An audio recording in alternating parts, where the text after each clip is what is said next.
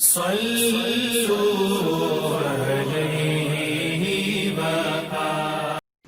اللہ الرحمن الرحیم۔